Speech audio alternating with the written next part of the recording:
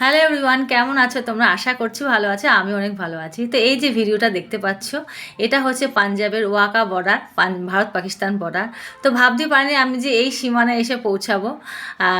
তোমরা জানো অনেকে যে আমি ঘুরতে গেছিলাম। প্রথম গেছিলাম পাঞ্জাব, তারপরে গেছিলাম হরিদ্বার, তারপরে গেছিলাম আগ্রা। এবার লাস্ট বৃন্দাবন ঘুরে এসেছি। মথুরাটা আমার ঘোরা হয়নি। তো কোনো দিন যদি আবার ভাগ্যে থাকে মথুরাটা ঘোরার খুব ইচ্ছা আছে। বৃন্দাবনটা ঘুরে ভীষণ ভালো লেগেছে। বললাম যে জায়গায় জায়গায় যাচ্ছে আর জায়গায় জায়গায় অনুভূতির সেন্স বাড়ছে। এই যে পাঞ্জাবি ওয়াকা বর্ডার, এটা হচ্ছে প্রতিদিনের এখানে একটা প্রতিদিন ওই টাইমে প্রোগ্রাম হয়। তো এখানে ফ্রি অফ কস্ট, ঢোকার জন্য কোনো টাকা লাগে না। তবে যেই গন্তব্যস্থলে আমরা ছিলাম সেই গন্তব্যস্থল থেকে এখানে আসতে অটোতে 1000 টাকা লেগেছে।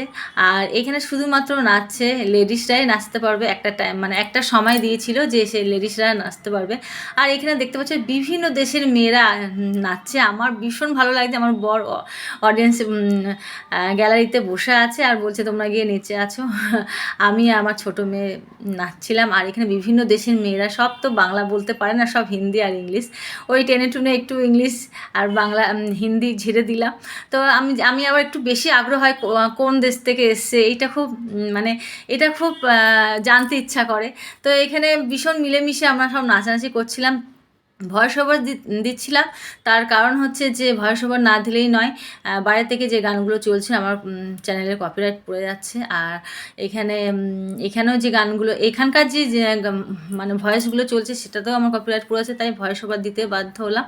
আর ভিডিওটা দেখো, অবশ্যই ভালো লাগবে। ফার্স্ট পার্টটা আমি আমার পেজে দিয়ে দিচ্ছি, এটা হচ্ছে সেকেন্ড পার্ট, আর একটা আছে থার্ড পার্ট।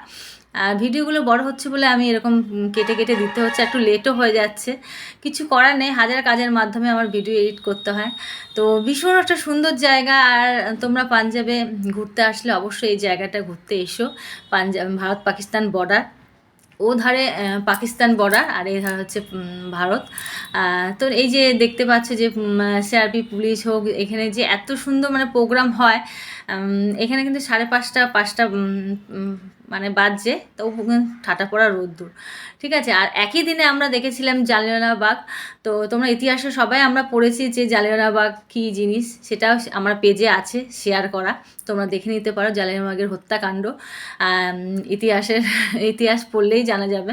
তবে এত সুন্দর মানে এত সুন্দর জায়গা আমি কোনোদিন ভাবতে পারিনি যে এই জায়গায় এসে আমি পৌঁছাবো। যেহেতু মেয়েটার মাধ্যমিকটা অনেকটা ছুটি ছিল, তো এইসব জায়গায় একটু ঘুরে ঠুরে গেলাম। আর আমার পাঞ্জাবের বৈষ্ণব দেবী মন্দির, সেটা আমার পেজে শেয়ার করা আছে, তোমরা দেখে নিতে পারো। বৈষ্ণব দেবী মন্দিরটা এত সুন্দর এত সুন্দর। আর পাঞ্জাবে স্বর্ণ মন্দিরও শেয়ার করা আছে। দুর্গানার টেম্পল সেখানেও গিয়েছিলাম, সেখানেও শেয়ার করা আছে। এত সুন্দর জায়গা পাঞ্জাবে, মানে পরিষ্কার পরিচ্ছন্ন স্বচ্ছ। যেইখানে আমরা ছিলাম সেই জায়গাটা আমি রুম ট্যুর দিয়েছি, সেটাও শেয়ার করা আছে আমার পেজে, অবশ্যই তোমরা দেখে নিতে পারো। আর পেজগুলো প্লিজ একটু শেয়ার করো, আশা করি ভালো লাগবে। ভালো লাগলে একটা লাইক করে দিও, একটা কমেন্ট করে দিও। আর ভিডিও দেখতে থাকো, সাথে থাকো, পাশে থাকো।